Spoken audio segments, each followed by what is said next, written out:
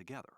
I could usually handle talking to a small group or giving a eulogy at a family funeral, and sometimes I wasn't half bad.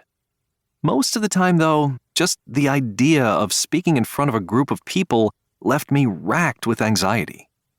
So, for most of my life, I largely stayed where I felt safe, behind the scenes, writing speeches for others.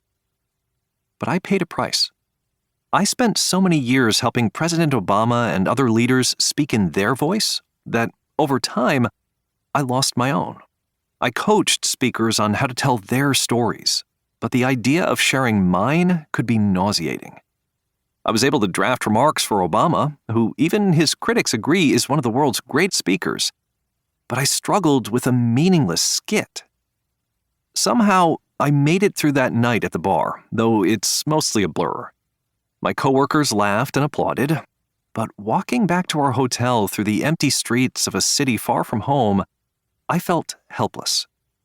All I could do, it seemed, was hope that my fear of public speaking might fade over time. It didn't. When Obama's presidency was over, I left the White House and tried putting myself out there more, doing interviews and speaking to small classes of college students. Sometimes I was fine. Other times, not so much. During one live TV interview, I tensed up, started stumbling over my words, and then just stopped talking altogether. I froze. Mercifully, the interviewer ended the segment, and I darted out of the studio, embarrassed. Another time, on a conference call with a group of young foreign policy activists, my mouth dried up in the middle of my presentation, sending me into a full-on coughing spasm. The host put me on mute while I lunged for a glass of water and tried to collect myself. At an intimate dinner with colleagues, everyone around the table took turns giving toasts, and then looked at me to offer one as well. But I couldn't summon the courage. I just sat there looking down at my plate.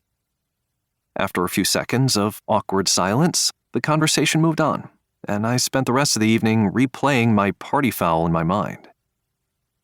Clearly, I wasn't meant to be a public speaker, or a private speaker. As time went on, I tried to avoid it as much as possible. If someone invited me to talk to their group about working at the White House, I made up an excuse about why I couldn't.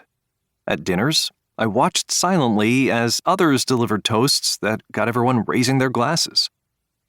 For me, it just felt safer not to speak. Then, one day, an unexpected phone call forced me to face my fears. "Hello, this is Antti Mustakallio," said the voice on the other end of the line, in a crisp Nordic accent. He said he was one of the very few speechwriters in Finland. "So, I hear you give a lot of speeches about giving speeches," he asked.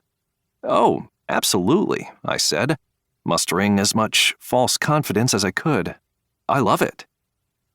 Antti wanted me to come to a conference later that year in his hometown of Hämeenlinna, a few hundred miles from the Arctic Circle, in November. "I would like you to deliver a keynote speech about how to deliver a speech. It will be on stage with an audience of 300 people. I almost hung up. Antti kept talking, but I wasn't really listening. The scenes of my past failures flashed through my mind. "I'll think about it," I told him, with no intention of thinking about it. But then, in the days that followed, I began to think about it. I was now in my late 40s. I was being given a great opportunity, which I'd miss if I let my fears continue to control me. How many more experiences would I pass up and later come to regret? Was I going to hide from public speaking for the rest of my life? Plus, what was the worst that could happen? If I flopped, no one back home would know. It would be in Finland, in November. Maybe I could do this. Maybe this time could be different. Maybe I could try to remember the lessons I'd learned as a speechwriter, including for President Obama, and use them to develop and deliver a speech for myself. Fortunately, I had plenty of lessons to draw on. I was fortunate to write for Barack Obama across all 8 years of his presidency. It was the most exhilarating and uplifting, and at times exhausting and terrifying experience of my professional life. I learned from him every day as he connected with audiences around the world, which I witnessed up